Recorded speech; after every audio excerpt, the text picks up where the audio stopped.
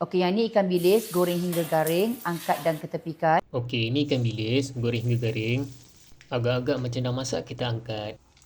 Guna sisa minyak tadi untuk tumis bawang putih, bawang holen dan cili padi. Sisa minyak tadi, goreng bawang putih, bawang merah, cili padi.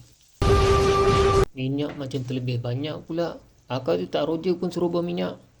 Masukkan perasa, garam, gula dan daun bawang. Gaul-gaul kejap. Masukkan gula, garam, perasa, daun bawang kita abaikan. Lepas tu kita gaul. Masukkan pula ikan bilis tadi. Okey, dah siap. Ikan bilis tadi kita masukkan balik. Serius weh, minyak nampak terlebih sangat. It's okay guys, benda boleh settle. Kita boleh asingkan minyak tu. Inilah hasil dia. Ikan bilis masak apa tah? Lupa dah. Moh kita rasa. Jadi tak lauk hari ni. Ikan bilis ni masih liat.